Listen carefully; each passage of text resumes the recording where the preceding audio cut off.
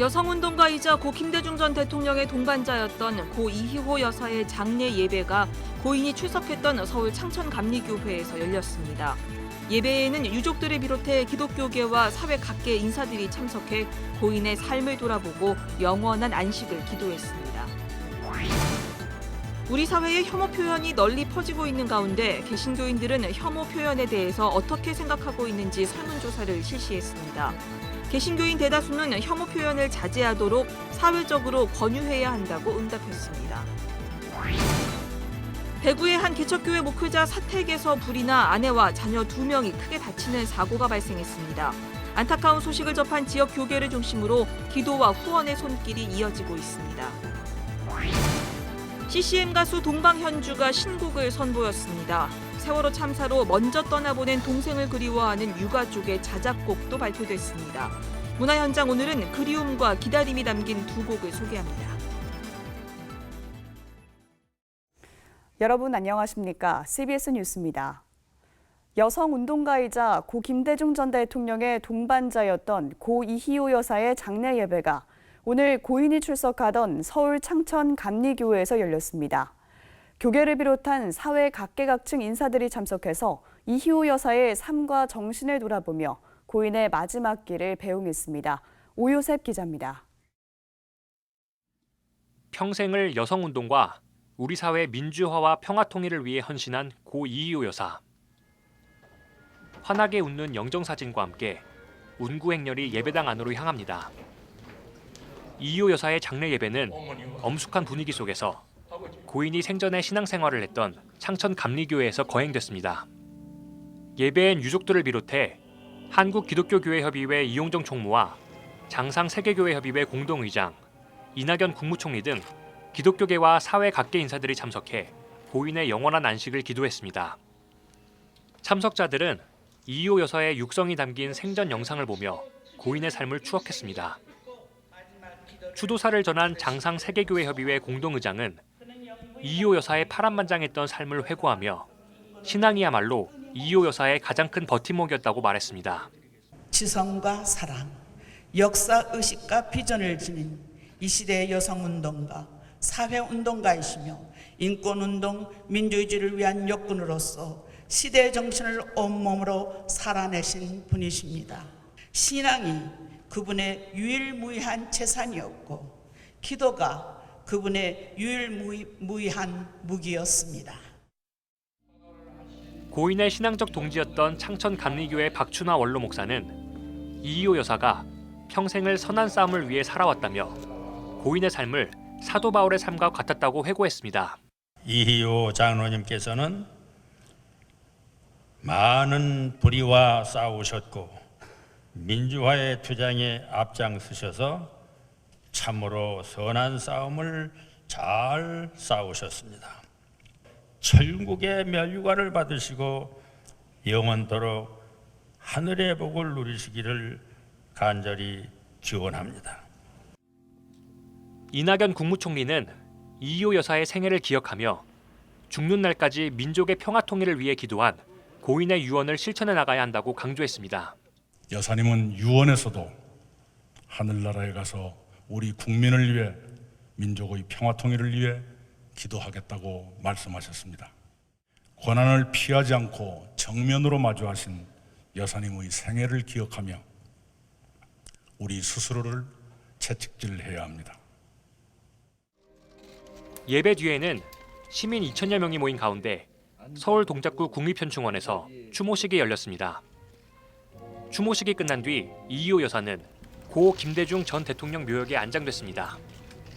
CBS 뉴스 오요셉입니다. 한국기독교교회협의회는 최근 홍콩에서 범죄인 인도법에 반대하는 대대적인 시위가 벌어지고 있는 것에 대해서 우려와 함께 깊은 연대를 표명한다고 밝혔습니다. 교회협의회는 오늘 홍콩교회와 시민에게 보낸 연대 성명서에서 범죄인 인도법이 인권과 민주주의, 시민권을 침해할 가능성이 매우 높다는 점을 지적하고 홍콩 정부는 폭력 진압을 당장 중단하고 평화적 해결의 길을 모색하라고 촉구했습니다. 우리 사회의 갈등 지수가 높아지고 있습니다. 이런 가운데 난민과 여성, 성소수자 등에 대한 혐오 표현도 증가하고 있는데요. 이와 관련해 그리스도인은 어떤 자세를 취해야 할지 설문조사 결과를 바탕으로 생각해 보겠습니다. 이순규 기자의 보도입니다. 여성과 성소수자, 장애인, 외국인 노동자 등 사회적 소수자 집단에 대한 혐오 표현이 상당히 널리 퍼지고 있다는 조사 결과가 나왔습니다. 한국교회 탐구센터와 설문조사 전문기관인 지앤컴 리서치의 조사에 따르면 국민들의 70% 정도가 혐오 표현을 접촉한 경험이 있었습니다. 여기엔 개신교인과 비개신교인의 차이가 거의 없었습니다. 자신이 혐오 표현을 해본 적이 있다는 응답도 개신교인과 비개신교인이 비슷했습니다. 그렇다면 소수자에 대한 혐오 표현은 어떻게 바라봐야 할까? 개신교인의 대다수는 혐오 표현을 자제하도록 사회적으로 권유해야 한다고 생각하는 것으로 나타났습니다. 혐오 표현을 자제하도록 사회적으로 권유해야 한다는 응답이 72.6%로 가장 높았고 법적으로 혐오 표현을 규제해야 한다는 응답이 10.1%, 표현의 자유가 있기 때문에 관여해서는 안 된다는 응답은 9.1%로 나타났습니다.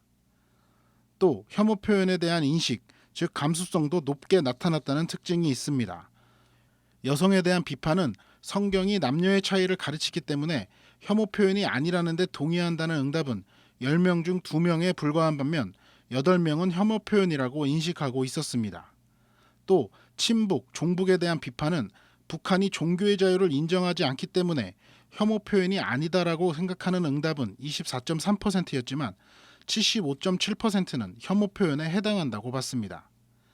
반면 동성애와 관련한 조사에서는 혐오 표현이라는 인식과 아니라는 인식이 비슷하게 나타났습니다.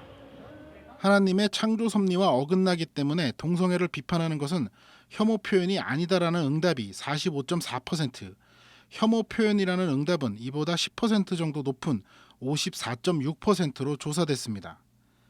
이번 조사를 실시한 한국교회 탐구센터 송인규 소장은 성경은 소수자에 대한 혐오를 정당화하지 않는다고 말했습니다.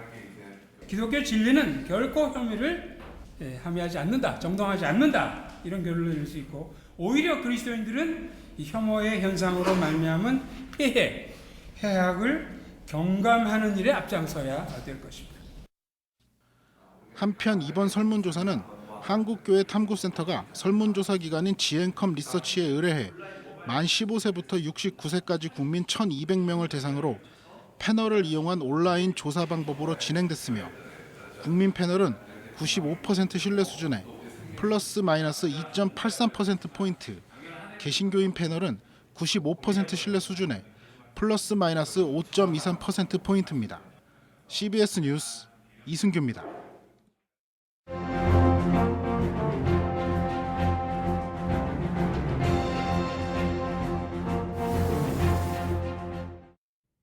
기독교 대한하나님의 성회가 한국기독교총연합회 회원교단으로서의 모든 사항에 대해 행정보류를 결정했습니다.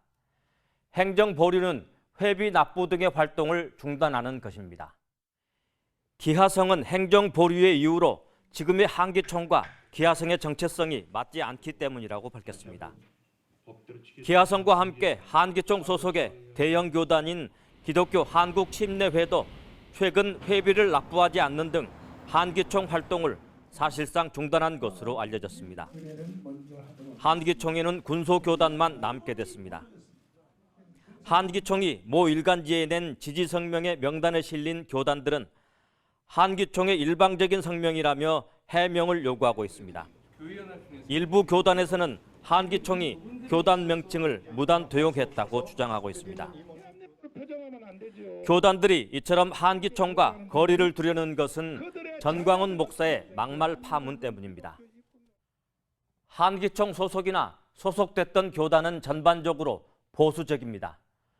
보수적인 교단들 역시 전광훈 목사의 막말에 부담을 느끼고 있다는 얘기입니다. 한기총은 지금까지 정치적인 성향이 보수적이었지만 지금의 한기총처럼 막 나가지는 않았습니다. 한기총 설립을 주도했던 고 한경직 목사는 보수뿐만 아니라 진보 진영에서도 존경받았습니다. 그러나 대표회장 선거 과정에서 금품 살포설로 한기총의 신뢰가 크게 추락한 적이 있습니다. 전광훈 목사의 막말 파문은 한기총 내부에서 벌어졌던 금품 선거 논란과는 차원이 다릅니다. 전광훈 목사는 한기총 대표회장에 당선되면서 내년 선거에서 한기총을 앞세워 기독자유당의 원내 지짐을 이루겠다는 의사를 나타내기도 했습니다. 한기총 이름으로 정치운동을 하는 것은 바람직하지 않지만 지금 전광훈 목사의 정치적 의사 표현은 한기총의 존립을 위협할 정도까지 나갔습니다. 한기총의 존립 우려는 한기총에 국한된 문제이겠지만 전광훈 목사의 막말은 한국교회 전체에 악영향을 미치고 있다는 것이 문제입니다. 지금 한기총이나 보수 기독교계에서 전광훈 목사의 발언을 저지할 사람은 없어 보입니다. 결국 한기총 해체 목소리는 더 커질 것입니다. 비슷한 것 같지만 한참부터 치우친 전광훈 목사의 정체성이 지금 한기총에게 가장 큰 위협이 되고 있습니다. CBS 논평이었습니다. 대구의 한 개척교회 목회자 사택에서 불이 나 아내와 자녀 2명이 크게 다치는 사고가 났는데요. 이 안타까운 소식을 접한 지역 교계를 중심으로 기도와 후원의 손길이 이어지고 있습니다. 대구 CBS 배진호 VJ가 취재했습니다. 잿더미로 변한 동구의 한 빌라 4층 주택. 향기로운 은혜교회 구태국 목사의 사택입니다. 구 목사의 가정에 화마가 덮친 건 지난 7일 새벽 4시. 불은 금방 꺼졌지만 사모와 두 딸은 미처 피하지 못해 화상과 골절 등 중상을 입었습니다. 특히 첫째 딸 하경양은 불을 피하다 4층에서 추락해 척추 고관절 골절에 전신 3도 화상으로 위독한 상태입니다. 새벽 기도로 집을 비운 구 목사는 다행히 화를 면했으나 입원한 가족들의 병원비가 턱없이 부족해 걱정이 앞섭니다. 하경양을 위한 피부 이식 치료비만 2억 원이 넘기 때문입니다. 성인 성도 7명이 작은 카페를 빌려 예배를 드리는 작은 개척교회 목회자가 여유가 있을 리 없습니다. 제가 생각할 때 선하신 뜻대로가 아니고 이런 상황이든 저 상황이든 하나님은 선하시니까 선하신 뜻대로 될 거야.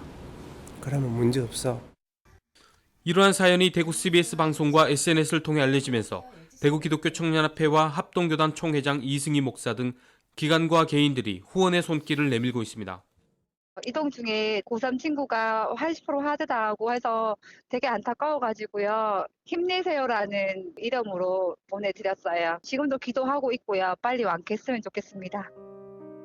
갑작스런 사고로 가족을 위해 눈물로 기도하는 구 목사에게 여러분의 기도와 도움이 필요한 때입니다. CBS 뉴스 배진우입니다.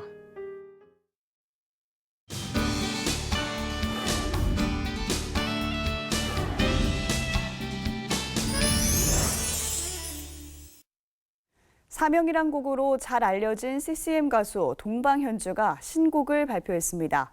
또 세월호 참사로 막내 동생을 잃은 형이 동생을 추억하며 직접 지은 노래도 세상에 나왔습니다. 이 두 곡을 이빈나 리포터가 소개합니다. 지난 2004년 1집 앨범 두니문을 출시하며 데뷔해 대표곡 사명을 통해 이름을 알린 CCM 가수 동방현주 씨가 신곡을 발표했습니다. 최근 공개된 동방현주 씨의 곡 예수 사랑가는 다시 오실 예수를 기다리는 설렘이 담겼습니다.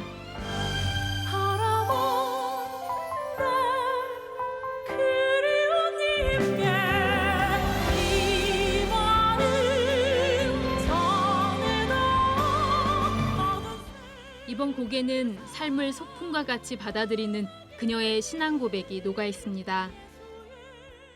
하나님께서 함께 하시고 우리를 포기하지 않으신다라는, 내 옆에 꼭 같이 계셔 주신다라는 그 신뢰에 대한 마음이 있기 때문에 그 모든 자리들이 소풍일 수 있구나라고 그렇게 저도 고백할 수 있게 됐고.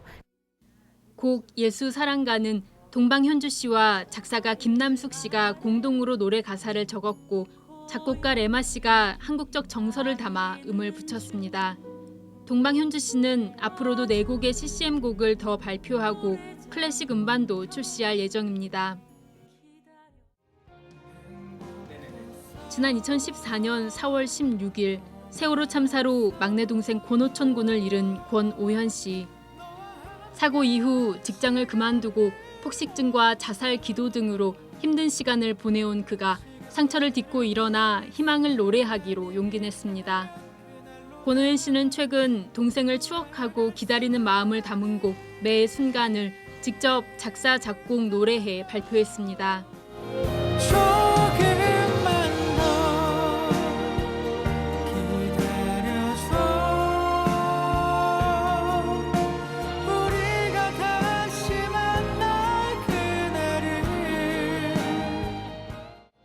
과거를 좀 이렇게 생각하면서 그러니까 떠나간 사람들을 생각할 수 있는, 그러니까 그게 누군가한테 방해받지 않고 한 번쯤 잠깐이나마 그런 소중한 사람들 마음껏 생각할 수 있는 그런 노래로 들려줬으면 좋겠는 바람이 있습니다. 권호연 씨의 곡 매의 순간과 동방현주 씨의 곡 예수 사랑가는 각종 음원 사이트를 통해 만나볼 수 있습니다. CBS 뉴스 이빈나입니다.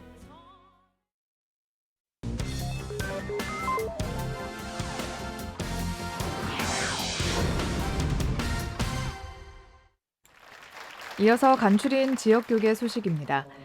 두날개 선교회가 제6기 제자학교 집중훈련을 열었습니다. 김성곤 목사가 강사로 나서 제자의 기쁨, 은사 발견 트레이닝 등 15개의 강의를 진행했습니다. 기독교대한 성결교회 원주 양문교회가 미국 코번대학교와 어와나 코리아와 함께 영어 캠프를 개최했습니다. 이번 캠프는 코번대학교 영어교육학과 학생들이 강사로 나서 개임과 성경 공부, 워십 등 다양한 프로그램을 통해 복음을 전했습니다. 포항제일교회와 포항 CBS가 마련한 김영석 명예교수 초청 북 콘서트가 100년을 살아보니를 주제로 열렸습니다. 지역민 1,200여 명이 참석하는 가운데 열린 이번 콘서트에서 김영석 교수는 늘 배우고 봉사하며 남을 위해 더불어 산다면 우리는 윤택한 삶을 살 수 있을 것이라고 강조했습니다.